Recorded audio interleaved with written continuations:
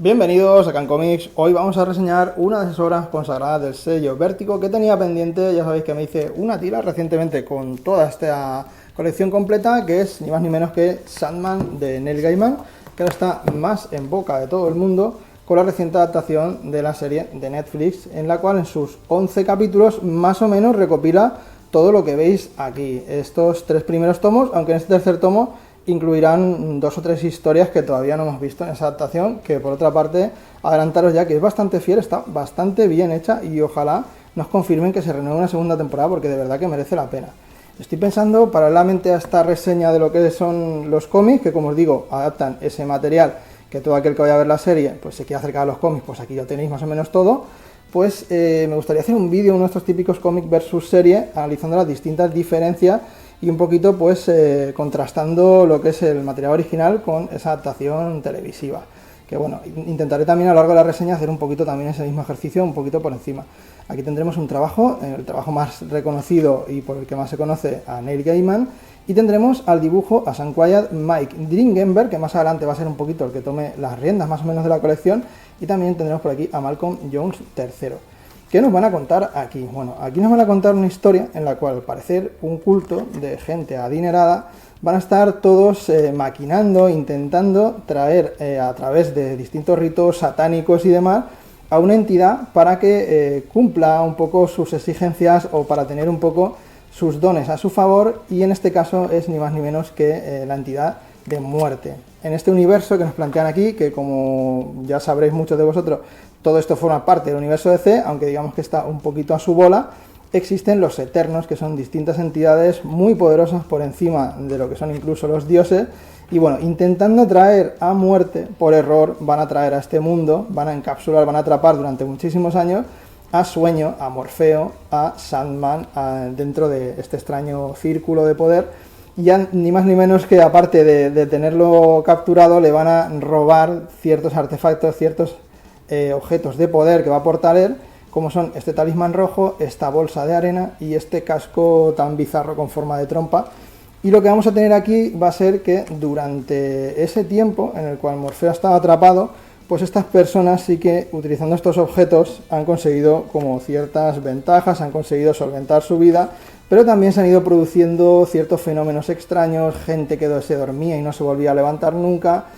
al más puro estilo narrativo, como podíamos tener La Cosa del Pantano, como Alan Moore muchas veces se ponía a narrar ciertos acontecimientos para darnos un poquito de trasfondo a nivel mundial de lo que está sucediendo ante algún fenómeno extraño. Pues vamos a tener aquí una narración parecida, que nos va a dejar un poquito en contexto eso precisamente, que ese mundo de los sueños se va a quedar un poquito desamparado, sin tener allí un poco pues a la persona que está al cargo de todo ello,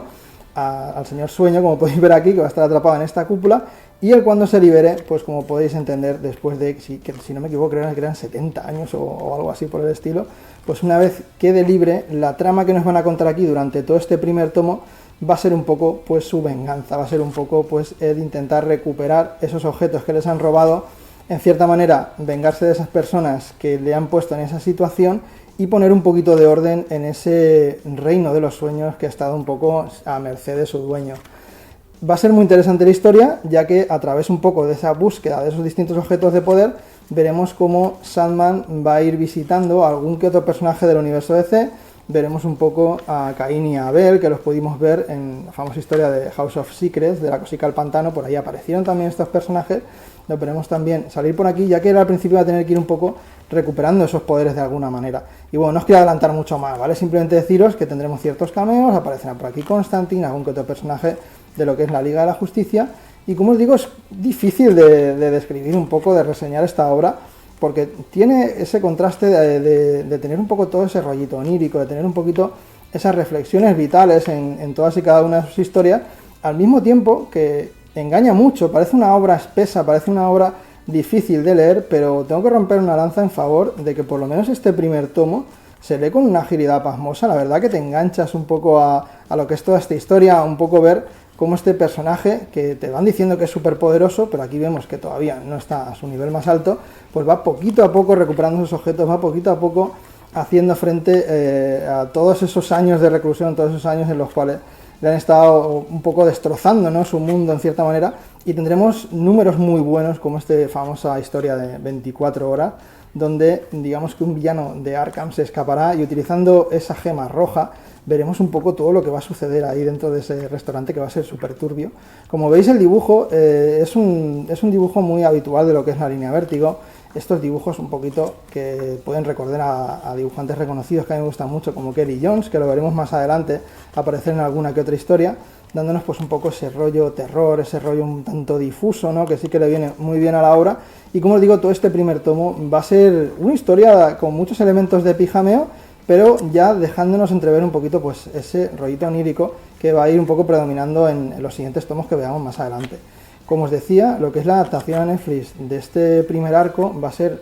sumamente fiel, la verdad que va a estar realmente muy bien. Sí que vamos a tener algún habitual cambio de raza, no veremos muchos personajes blancos que pasarán a ser negros, que eso es algo que bueno, ya nos tenemos que acostumbrar, es lo que hay. Y bueno, quitando eso, la verdad que sí que son súper reconocibles lo que son todas las tramas que tenemos aquí. La verdad que estoy muy contento con el trabajo que ha hecho Netflix. Una cosa que sí que sería diferente es que aquí sí que tenemos un primer tomo con un arco muy cerrado con esta historia que os he contado,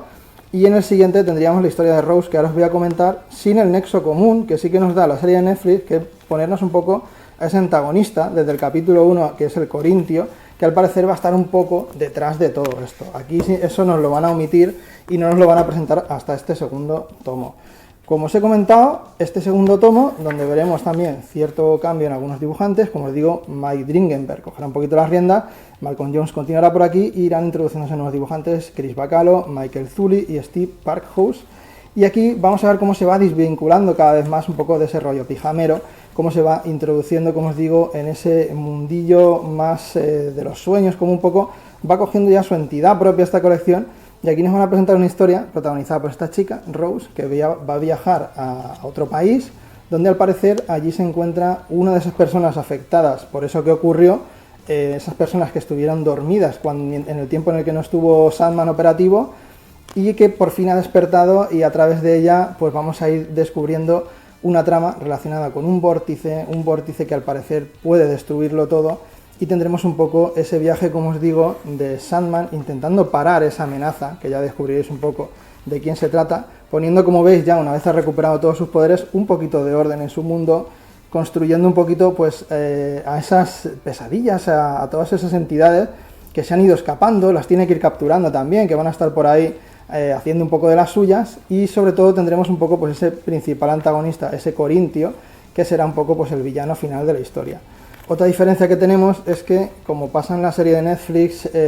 parece ser que hubo algunos problemas de licencia con el tema de DC, y entonces muchos superhéroes, muchas referencias al pijameo, ese Constantine tuvieron que cambiarlo de sexo, tuvimos también en algún momento en el que aparecía la Liga de la Justicia, eso se omitió, aquí este superhéroe tampoco lo pueden meter, esta entidad extraña la combinaron y la mezclaron en una sola, que es una mujer que aparece, una mujer de raza negra que aparece ayudando a un niño y demás, así que hay ciertos cambios que no son excesivamente, que varían mucho lo que es la historia, pero han sabido salir más o menos airosos de todo esto. Como os digo, aquí tenemos esa historia en la que tenemos otra vez esa trama en la que Sandman va a tener que parar un poco todo ese vórtice, va a tener que parar un poco esa amenaza que al parecer es muy problemática, y intercalándonos entre medias alguna que otra historia muy interesante, como esta, en la cual le otorga la inmortalidad a un señor, el cual cada 100 años se acaban reuniendo en una taberna, en la cual van teniendo un debate filosófico muy interesante sobre si merece la vida, sobre si merece la pena vivir 100 años más. La verdad que tiene muchos capítulos de este estilo, capitulitos autoconclusivos que están un poco fuera de continuidad, que aportan a veces mucho más que los propios capítulos principales. Como veis, el dibujo es una chulada, a mí me gusta mucho, creo que encaja muy bien. Hay mucha gente que se ha quejado de lo que es el estilo de dibujo, pero es que este tipo de obras la verdad es que lo requieren, o sea, es lo necesario, ¿no?, para introducirte un poquito en todo este mundo tan especial que nos presentan aquí. Estoy viendo las páginas y es que la serie de Netflix está trasladada tal cual, la verdad que es una maravilla lo que han hecho por aquí. Y luego ya tendríamos este último tomo de aquí, en el cual, como os he comentado al principio, tendríamos a Kelly Jones, que ya sabéis que es un dibujante que me encanta. Lo tendremos por aquí en dos historietitas que serán, como os digo, esas historietitas cortas, que esto nos lo metió Netflix en un capítulo especial, capítulo 11, donde nos metían dos historias cortas, que eran esta, Calíope, y El sueño de los 1000 gatos. Esta Calíope, aquí tenemos la historia de un escritor que al parecer pues va a utilizar ciertas artes en las cuales van a conseguir de alguna manera utilizar de manera forzosa a una deidad, a Calíope, para que le inspire, para que sea una especie de musa y consiga hacer que sus libros, que todos sus proyectos pues salgan adelante y consigan pues ser millonarios, consigan un poco todos sus propósitos. Fijaos lo que os digo del dibujo de Kelly John, que le da un aspecto súper aterrador al personaje de Sandman. Y esta historia también es que está plasmada de manera idéntica en la serie de Netflix, han hecho un trabajo espectacular, obviando quizá alguna parte que quizá es demasiado fuerte para poner o lo han trasladado de otra manera. Y esta historia del sueño de los 1000 gatos, creo que se llamaba, me ha encantado, o sea, esta me ha parecido brutal y aquí sí que estamos ante una adaptación perfecta. Lo que han hecho en Netflix es que es plano por plano, idéntico, es una auténtica maravilla, donde nos muestran un poco que el mundo de los sueños, no solo los humanos sueñan, los animales también sueñan. Es muy curioso el girito y el concepto que nos crean aquí sobre el origen de los gatos y un poco también cómo sufren ellos en cierta manera, y vemos un poco la habilidad que tiene también Sandman de mutar, ¿no? De alguna manera él no siempre es humano, él se puede encarnar también en algún tipo de animal o algún otro tipo de criatura, y esta es una historia que me encantó, la verdad que me gustó muchísimo. Y ya para finalizar este tomo tercero, sí que digamos que la trama la deja muy al lado y nos va a contar historietitas cortas, como Esta noche de verano, que sirve un poco de homenaje a la obra de Shakespeare, en la cual tendremos a un grupo de humanos un poco haciendo una representación para divertir a una serie de hadas o de seres mitológicos que tiene mucho trasfondo, tiene muchísimas cositas de fondo, pero creo que tienes que estar un poquito más metido en lo que es la obra de Shakespeare para disfrutarla tanto. Me parece un poquito más floja. Y acabamos ya esta reseña que me está costando mucho, porque es que es muy difícil analizar esta obra, la verdad que hay que disfrutarla.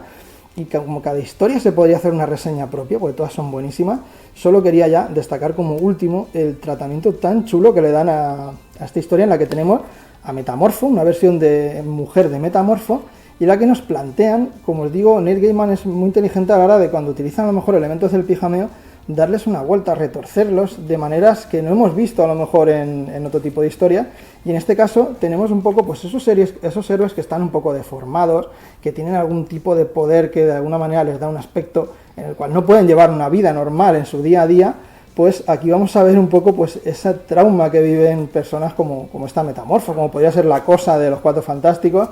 cómo tienen un poco que sobrellevar un poco esa vida tan lamentable que les ha tocado un poco de rebote vivir. Y también no podía finalizar la reseña sin hacer mención a otro de los Eternos, uno de los personajes más interesantes que hay, que es Muerte, que cada vez que Muerte aparece en escena o tiene alguna de sus historietitas, aquí tenemos una, en el tomo 1 también sale y nos la presentan un poquito por encima. Son brutales las historias en las cuales un poco nos van contando más sobre esos Eternos, y la verdad que es una colección